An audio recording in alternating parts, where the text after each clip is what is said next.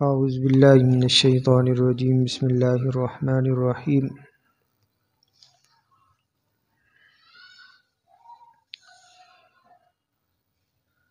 لا تحرک به لسانک لتعجل به ان علینا جمعه وقرآنہ فإذا قرأناه فاتبع قرآنہ ثم ان علینا بیانہ کلا بل تحبون العاجلہ وتذرون الآخرہ وجوہ یومئذ ناظرہ الی ربها ناظرہ ووجوہ یومئذ باسرہ تظن ان یفعل بها فاقرہ کلا اذا بلغت التراقی وقیل من راق وظن انہ الفراق والتفت الساق بالساق الی ربک یومئذ المساق صدق اللہ العظیم۔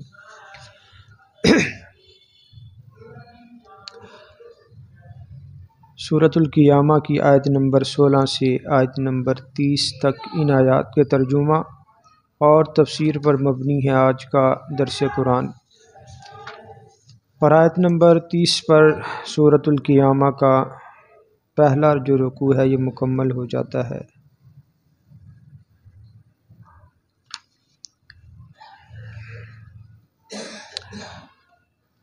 گزشتہ آیات میں اللہ تعالیٰ نے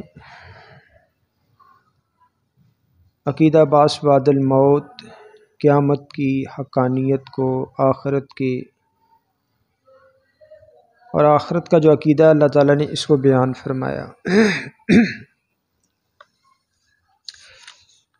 آج کی جو ابتدائی آیات ہیں آیت نمبر 16، 17 اسی طرح 18، 19 یہ نبی علیہ السلام سے اللہ ہم کلامی فرما رہے ہیں، اور ان کے ذریعے سے اللہ قرآن کریم کی حقانیت کے ساتھ ساتھ اللہ قرآن کریم کی حفاظت اور اس کے ذرائع بیان فرمائیں گے۔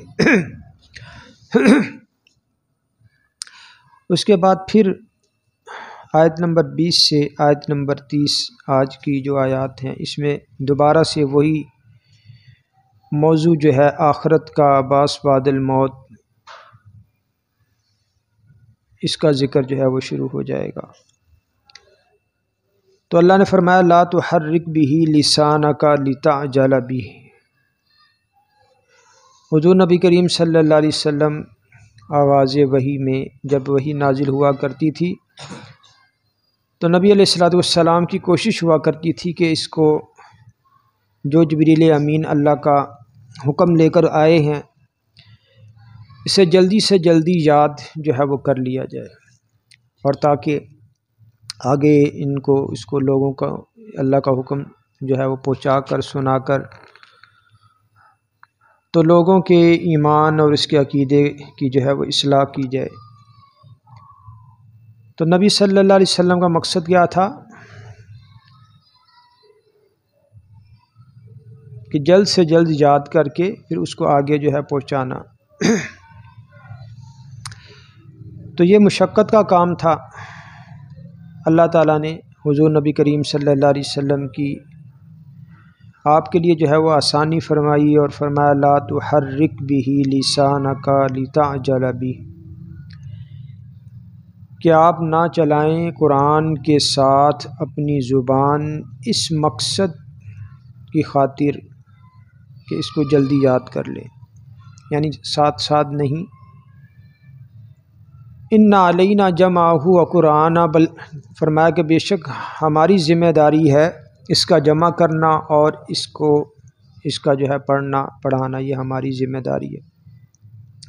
جمع کرنا کیا ذمہ داری ہے کہ نبی علیہ السلام کے دل میں قرآن کو جمع کرنا، اور پھر اس کا پڑھانا، اس کا پڑھنا آسان کر دینا۔ فرمایا کہ یہ اللہ نے کہ یہ ہماری ذمہ داری ہے، آپ اس بارے میں فکر مند جو ہے وہ نہ ہو۔ تو اب اس بارے میں طریقہ کیا بتایا گیا، فَإِذَا قَرَأْنَاهُ فَاتَّبِعْ قُرْآنًا، پس جب ہم پڑھ چکیں، ہم سے مراد یعنی حضرت جبریل امین، تو حکم تو اللہ کا تھا، اور لیکن حضرت جبریل امین یہ درمیان میں واسطہ اور ذریعہ تھے۔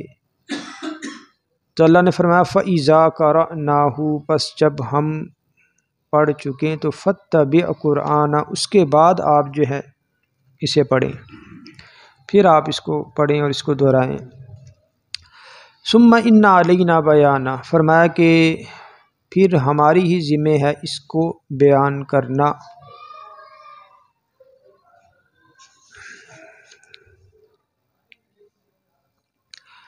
تو حضور نبی کریم صلی اللہ علیہ وسلم کا مقصد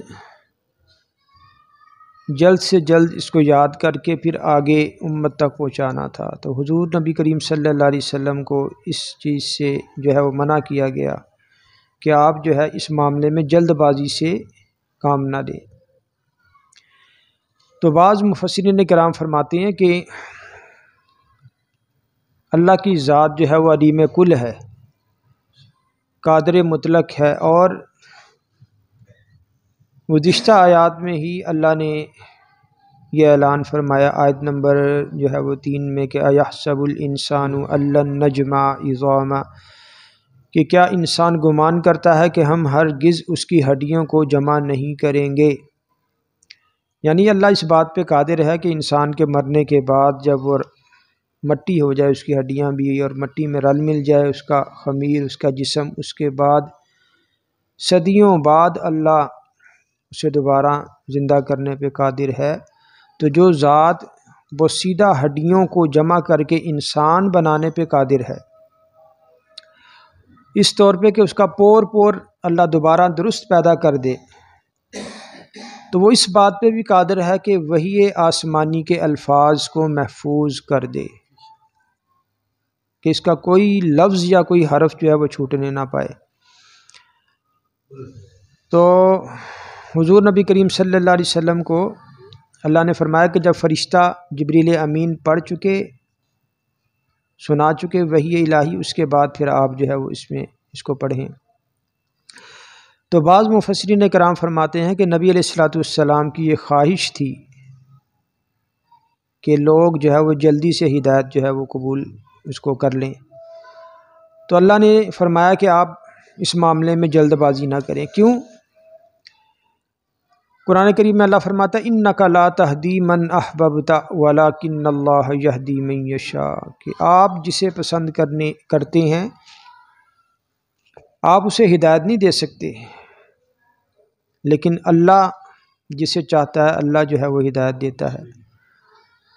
اور پھر اسی طرح یعنی اس معاملے میں بھی جلد بازی سے روکا گیا۔ دوسری جگہ قرآن کریم ہی میں ہے، اللہ تعالیٰ نے فرمایا کہ اب یہاں پر بھی قرآن کریم جلدی پڑھنے سے جو ہے وہ روکا گیا، من قبل ان یقضى الیک وحیہ، کہ قبل اس کے کہ وحی پوری ہو جائے آپ اس کے پڑھنے میں جو ہے وہ جلدی نہ کریں۔ وقر ربی زدنی علما، اور یہ دعا کرتے رہیں کہ اے میرے پروردگار میرے جو ہے علم میں اضافہ فرما۔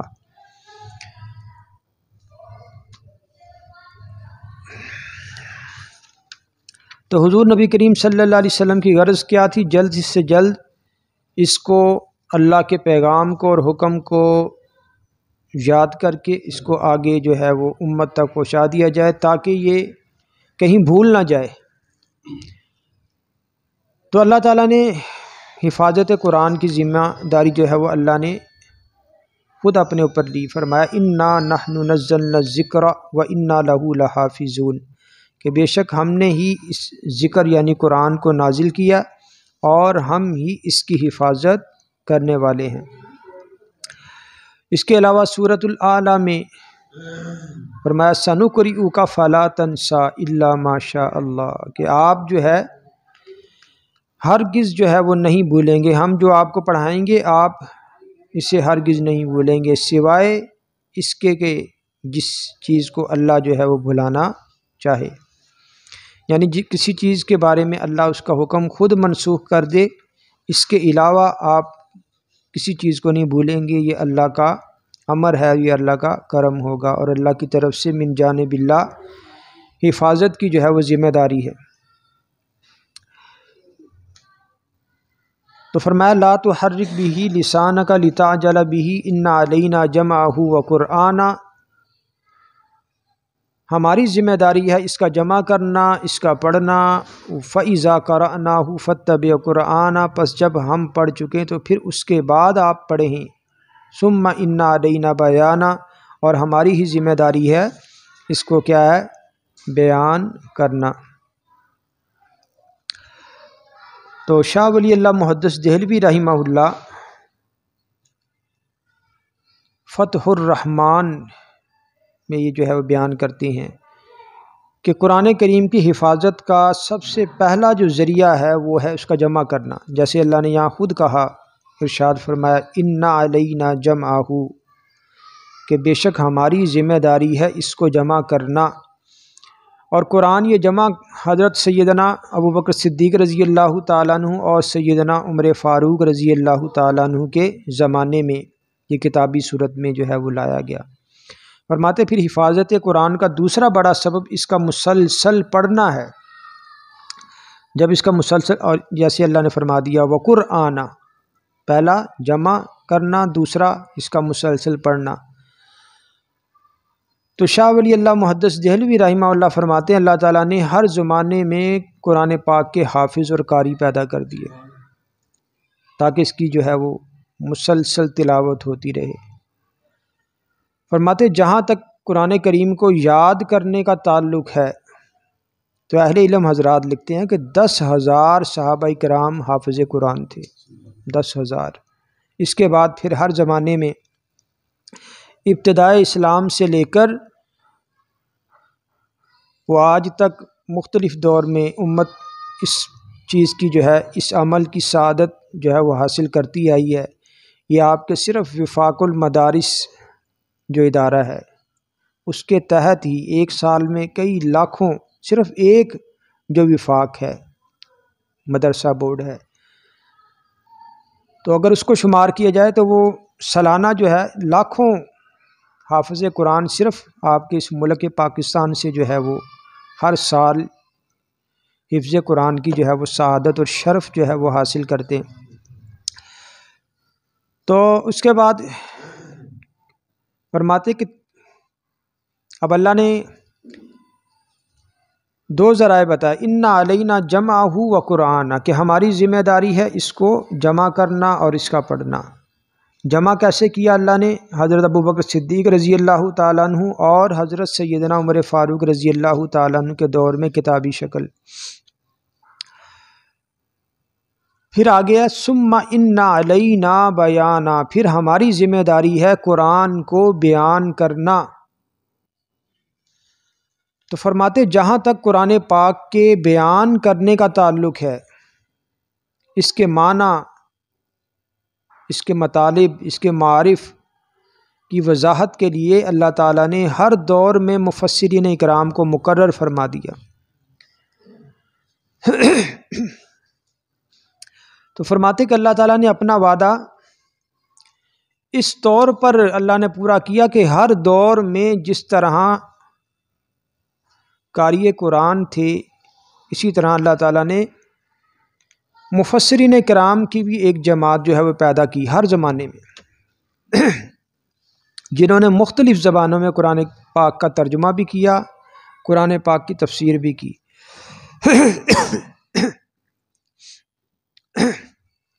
تو یہ سارے اللہ کے حفاظت کے ذرائع ہیں، اور اللہ نے جو حفاظت کی جو ذمہ داری لی ہے، اللہ نے اس ذمہ داری کو ان مختلف ذرائع کے ذریعے سے جو ہے اس کو پورا کیا ہے۔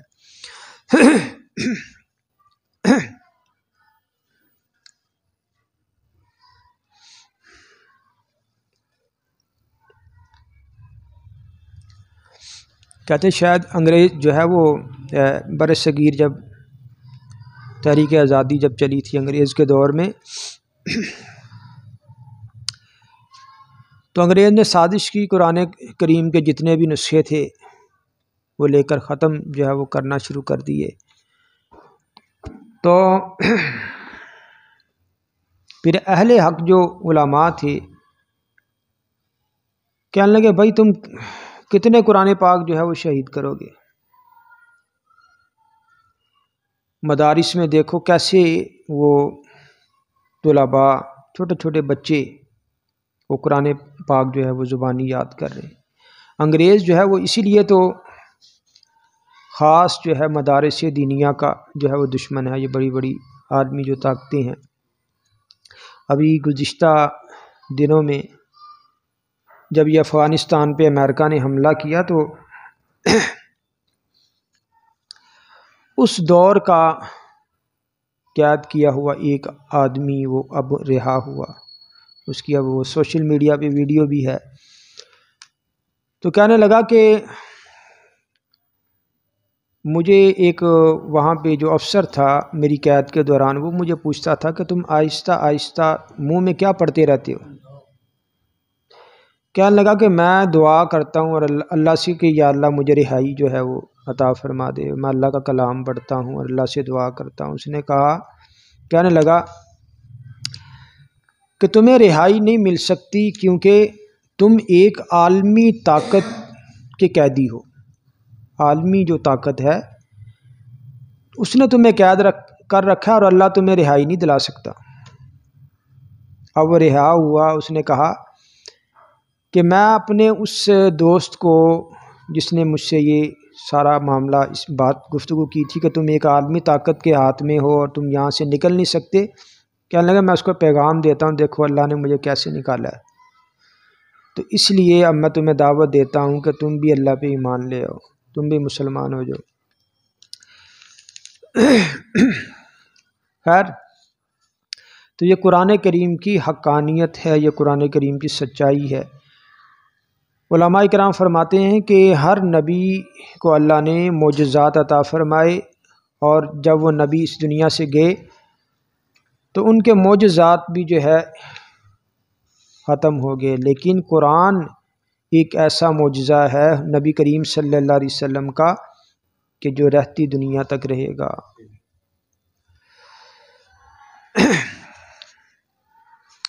تو اللہ نے کیا ارشاد فرمایا؟ تین ذرائع، ایک جمع کرنا، اور وہ جمع کرنا کیسا؟ جو اللہ نے اپنی ذمہ داری دی جمع کرنے کی، وہ سیدنا ابوبکر صدیق اور سیدنا عمر فاروق رضی اللہ تعالیٰ عنہ کے دور میں فرمایا کہ ہماری ذمہ داری ہے اس کو پڑھنا پڑھانا، اس کی ذمہ داری قراء حضرات حفاظ کرام، اور اس کی مسلسل کوئی حافظ نہیں بھی ہے امت کہ جو نیک و کار اور خوش بخت لوگ ہیں وہ روزانہ اس کی دیکھ کے بھی تلاوت کرتے ہیں، چاہے وہ ان کو زبانی یاد جو ہے وہ نہیں ہے۔ تو پھر تیسرا جو ذریعہ ہے ثم ان علینا بیانا، پھر ہم نے فرمایا کہ بے شک ہماری ذمہ داری ہے اس کو بیان کرنا، اس کے مطالب، اس کا ترجمہ، اس کی تفسیر، اس کے لیے اللہ تعالیٰ نے مفسرین کرام کی جماعت ہر دور میں جو ہے وہ پیدا کی ہے۔ اب دوبارہ سے اللہ تعالیٰ وہی باس بعد الموت اور عقیدہ جو آخرت ہے اس کی طرف اللہ جو ہے وہ گفتگو فرما رہے ہیں۔ کلا بل تحبون العاجلہ، فرمایا کہ خبردار بلکہ تم جو ہے دنیا کو پسند کرتے ہو، وتذرون الآخرہ، اور چھوڑ دیتے ہو آخرت کو، وجوہ یومئذ ناظرہ۔ اب یہ وہی باس بعد الموت کا اللہ ذکر فرما رہے، قیامت کے دن جو ہے کیا حالات پیش آئیں گے نیکوکاروں کے ساتھ اور بدکاروں کے ساتھ۔ فرمایا وجوہ یومئذ ناظرہ، اس دن کچھ چہرے جو ہیں فرمایا وہ تر و تازہ ہوں گے، الی ربہا ناظرہ، اپنے رب کی طرف دیکھ رہے ہوں گے۔ یہ آیت مبارکہ سورۃ القیامہ کی آیت نمبر 23۔ اس سے اللہ تعالیٰ کی جو رؤیت ہے، اللہ تعالیٰ کا جو دیدار ہے، مفسرین کرام اس آیت مبارکہ سے اس کو جو ہے وہ ثابت کرتے ہیں کہ اللہ کا جو دیدار ہے، یہ جو نیکوکار ہیں، اللہ کے جو مطیع ہیں، جو فرما بردار ہیں، ان کو یہ حاصل ہوگا۔ اور اس کا ذکر عقیدے کے طور پر بہت سی احادیث میں جو ہے موجود ہے، جیسے قرآن کریم کی ایک آیت ہے، فرمایا اللہ تعالیٰ نے کافروں کے متعلق کلا انہم عن ربہم یومئذ لمحجوبون، کہ اس دن ان کافروں کو حجاب میں رکھا جائے گا، پردے میں، اللہ سے یہ حجاب میں ہوں گے۔ تو ظاہری معنی ہے کہ جو کافر حجاب میں ہوں گے تو جو مومن ہے وہ حجاب میں نہیں ہوں گے۔ اسی طرح بہت سی روایات آتی ہیں احادیث میں، جیسے صحیح بخاری شریف کی روایت ہے،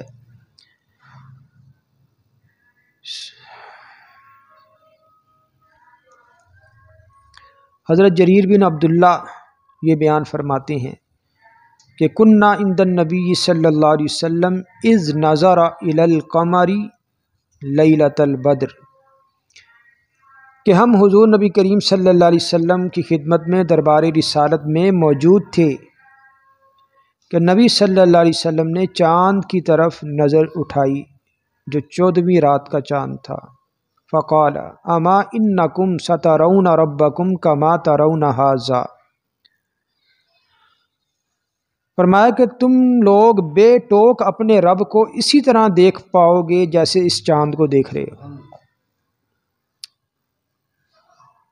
یعنی جس طرح چاند کے دیکھنے میں کوئی مزاحمت نہیں ہے اور رکاوٹ نہیں ہے، اسی طرح فرمایا تم اپنے رب کو جو ہے دیکھ پاؤ گے۔ لا تضامون او لا تضاحون فی رؤیتہ،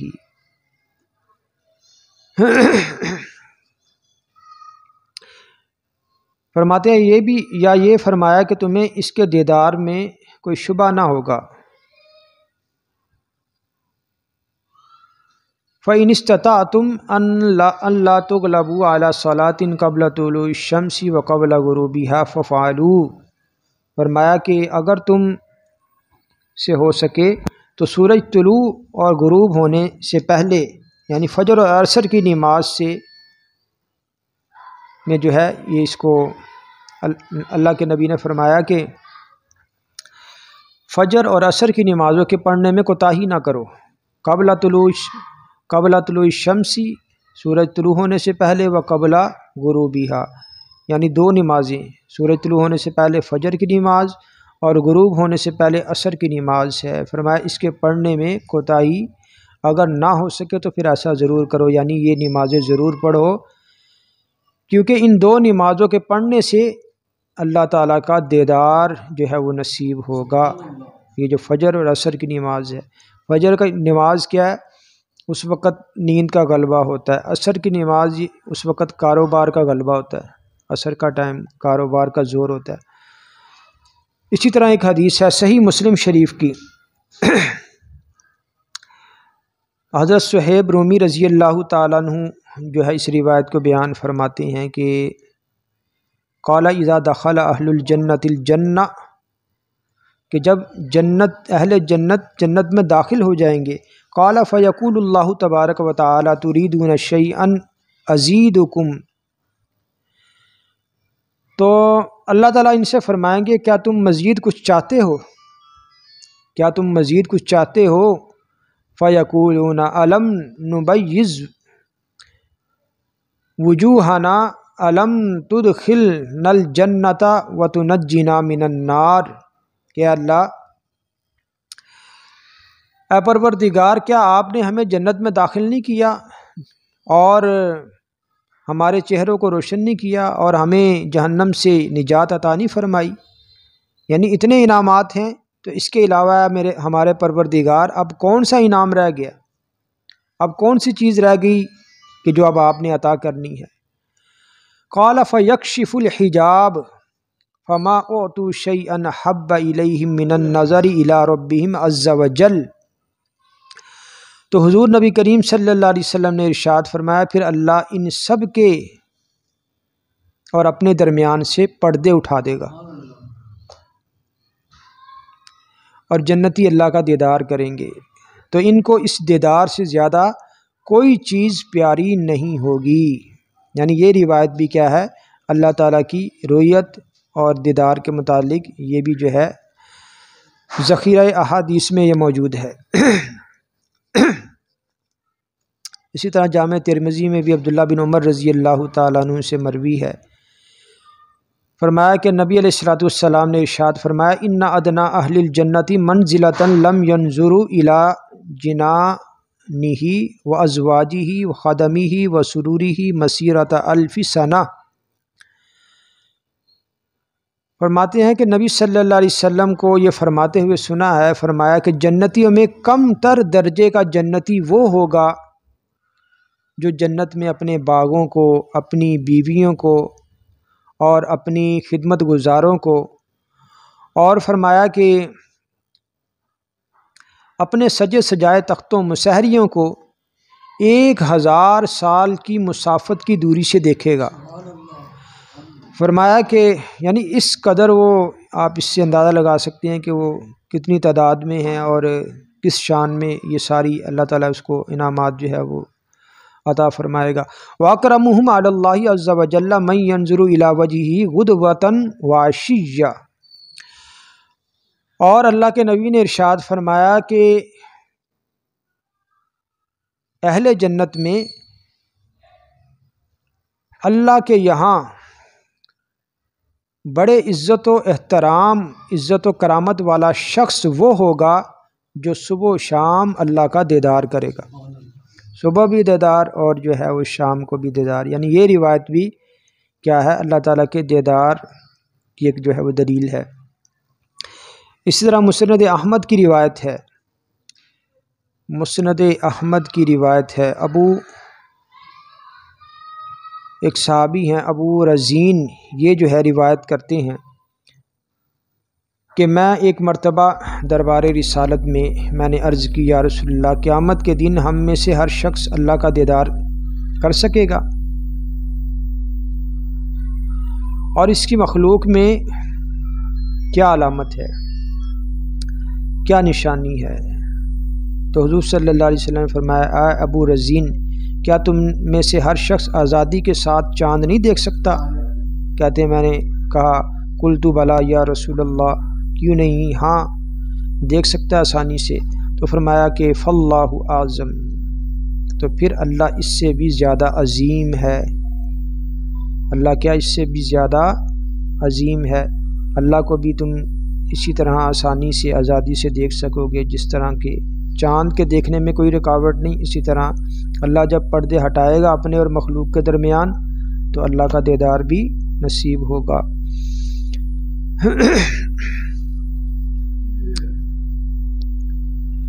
تو بعض جو باطل فرقے ہیں یہ جو ہے وہ اس چیز کا انکار کرتے ہیں، جیسے معتزلہ ہیں اور اہل تشیع حضرات ہیں۔ بہرحال اس میں اب جو ہے وہ زیادہ تفصیلی بحث کے لیے ہم اس کے لیے علماء کرام نے اور دیگر جو ہے وہ کتابیں بھی لکھی ہیں، رہنمائی کی ہے، تو اس کے لیے مطالعہ جو ہے وہ کیا جا سکتا ہے۔ تو اللہ نے کیا فرمایا، وجوہ یومئذ ناظرہ، کچھ چہرے اس دن جو ہے وہ تر و تازہ ہوں گے قیامت کے دن، الی ربہا ناظرہ، اپنے رب کی طرف جو ہے وہ دیکھ رہے ہوں گے، ووجوہ یومئذ باسرہ، اور بعض چہرے اس دن اداس ہوں گے۔ یہ سورہ مدثر کی آیت نمبر 22 میں گزرا، ثم عبس وبصر۔ یہ جو ولید بن مغیرہ تھا اس کے بارے میں اللہ نے جب بیان فرمایا کہ اس نے نبی علیہ الصلوۃ والسلام کی نبوت، رسالت اور آپ کی تبلیغ کے جواب میں کیسا رویہ اختیار کیا، تو اللہ نے فرمایا اس نے تیوری چڑھائی اور منہ بسور لیا اس نے جو ہے۔ تو یہاں بھی یہ جو لفظ ہے باسرہ، یہ بھی کیا ہے، اسی بصر کے مادے سے ہے۔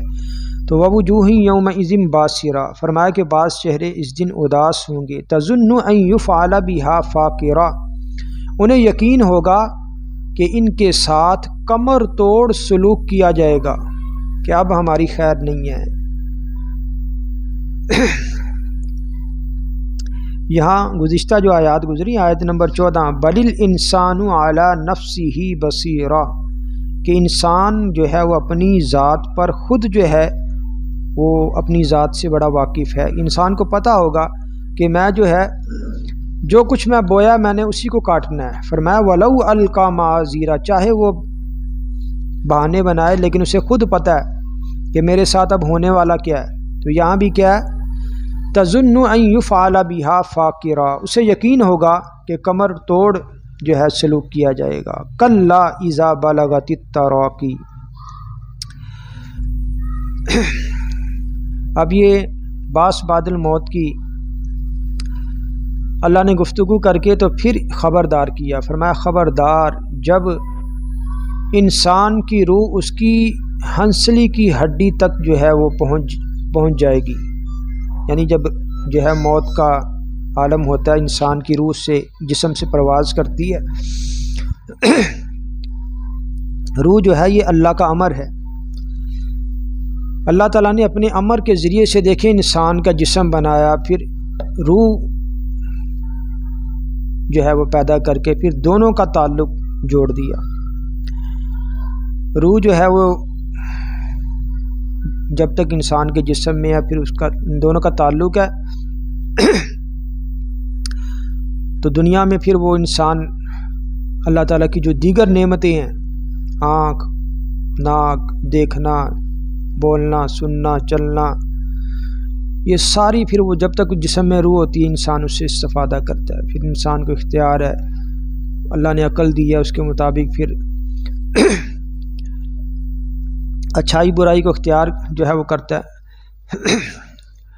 تو اللہ نے کیا فرمایا، کلا اذا بلغت التراقی، کہ خبردار جب انسان کی جو ہے روح ہنسلی کی ہڈی تک پہنچتی ہے۔ وقیل من راق، اور کہا جائے گا کہ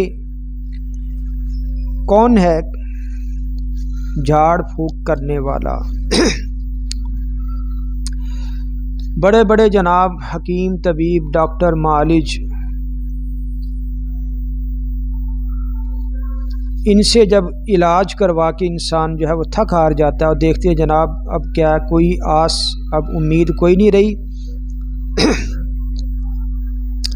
ڈاکٹروں نے بھی جواب دے دیا جائیں جی مریض اپنے کو لے جائیں، اب اس کا کوئی علاج نہیں ہے، تو پھر وہ کہتے ہیں اب جو ہے وہ کوئی روحانی علاج، کوئی دم درود، کوئی دم جو ہے نا کوئی اس طرح کا کرنے والا کوئی آدمی مل جائے۔ اچھا، راگ کا ایک تو معنی کہ جھاڑ پھونک کرنے والا کون ہے، یعنی اس کے پاس جو آدمی کے پاس جو لواحقین ہوتے ہیں وہ پھر پوچھتے ہیں یار کوئی آدمی لاؤ اس کو کوئی دم شم کیا جائے۔ ایک تو راگ کا یہ معنی۔ دوسرا راگ کا معنی بعض مفسرین فرماتے ہیں اس سے مراد ہے کہ جب انسان کی روح قبض کر دی جاتی ہے پھر اس کے پاس روح کو لے جانے والے فرشتے، وہ علیین لے جانے والے بھی فرشتے ہوتے ہیں، اور سجین، علیین ساتوں آسمان سے اوپر ایک مقام ہے، علیین، جہاں نیکوکاروں کی روحیں جو ہے وہ وہاں پہ بھیجی جاتی ہیں۔ اور یہ جو سجین مقام ہے یہ ساتوں زمین سے نیچے، جس طرح جہنم ہے ایسے ہی سجین بھی ساتوں زمین کے نیچے ایک مقام ہے جہاں جہنمیوں کی روح جو ہے وہ وہاں ان کو بھیجا جاتا ہے۔ تو بعض مفسرین فرماتے ہیں کہ وکیلا من راق سے مراد یہ ہے کہ اب اس روح کو لے کر کون چڑھے گا، یعنی اس روح کو اب علیین میں لے جایا جائے گا یا کہ سجین میں۔ وظن انہ الفراق، اور وہ گمان کرے گا کہ اب جدائی کا وقت آ پہنچا، اب میں جو ہے وہ دنیا سے جا رہا ہوں۔ والتفت الساق بالساق، اور پنڈلی کے ساتھ پنڈلی جو ہے وہ مل جاتی ہے۔ اب یہاں پہ اس لیے بعض مفسرین کرام فرماتے بعض مریضوں کو ان کی اجازت سے، بعض مریض کہتے ہیں بعض لواحقین بھائی ہمارا یہ جو مریض ہے یہ تو بڑی تکلیف میں ہے، اس کو آپ ایسے کریں کوئی نیند کا انجیکشن لگا دے، اس نے بچنا تو ہے نہیں، تاکہ یہ کیا ہے ایسے نیند میں ہی ہمیشہ ہمیشہ کے لیے یہ سو جائے۔ تو ایسا کرنا غلط ہے۔ دیکھیں اگر تو وہ مومن ہے تو وہ جو تکلیف سہے گا اس کو اس پہ اجر ملے گا، ٹھیک ہے نا، اس پہ اجر ملے گا۔ اور دوسرا یہ کہ ہو سکتا ہے کہ وہ اسی دوران میں اللہ سے رجوع بھی کرے، توبہ طائب بھی کرے۔ ایک تو یہ اجر ملے گا، دوسرا یہ کہ اس کو موقع بھی اس کو ملے گا۔ اور اس کے برعکس اگر مریض کو جناب سلا دیا جائے انجیکشن لگا کے، بڑے ایسے کیسز ہوتے ہیں، تو یہ ساری کیفیت وہ نہیں ہے اس کے سامنے۔ اب اگر مریض جو ہے اپنے ہوش و حواس میں ہے تو یہ جو لواحقین ہے اس کے ارد گرد اگر پڑھیں گے جناب، جیسے کلمہ شریف پڑھتے ہیں، تو یہ تلقین ہے ان لوگوں کو کہ جو ان کے میت کے اس آدمی کے ارد گرد ہیں کہ وہ پڑھیں۔ جو انسان اس دنیا سے جا رہا ہے اس کو کبھی بھی نہ کہو کہ جناب کلمہ پڑھیں۔ جو اس کے لواحقین ہیں انہیں چاہیے کہ وہ اونچی آواز سے وہ کلمہ اور اسی طرح کا ورد شروع کر دے، تاکہ وہ جو آدمی اس دنیا سے جا رہا ہے جس کی روح پرواز کر رہی ہے وہ سن کے اپنی مرضی سے وہ جو ہے وہ پڑھے۔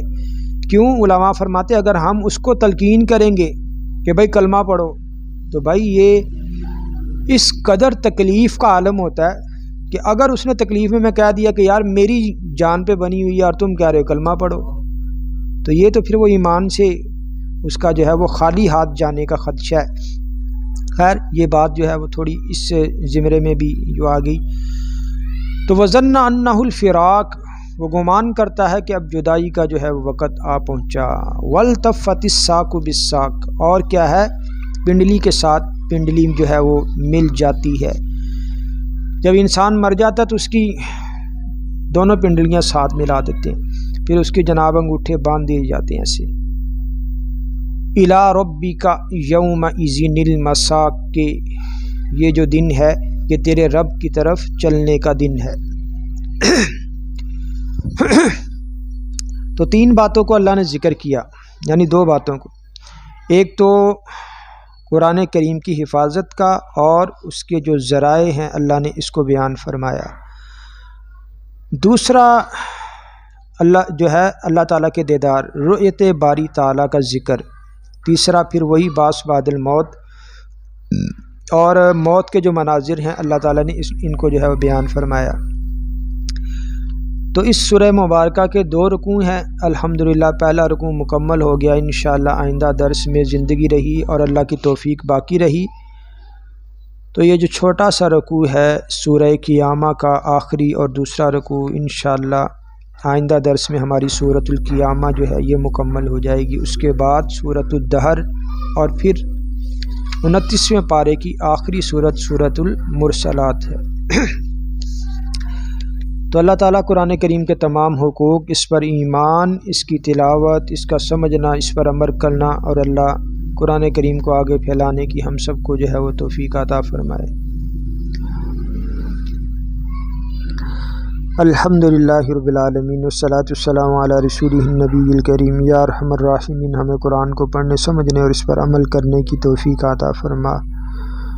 یا ارحم الراحمین، حاضرین مجلس کی جتنی بھی جائز حاجات ہیں، خواہشات ہیں، ضروریات ہیں، اللہ اپنے پاک کلام اور اپنے حبیب کے صدقے وسیلے سے ان کی تمام حاجات کو پورا فرما۔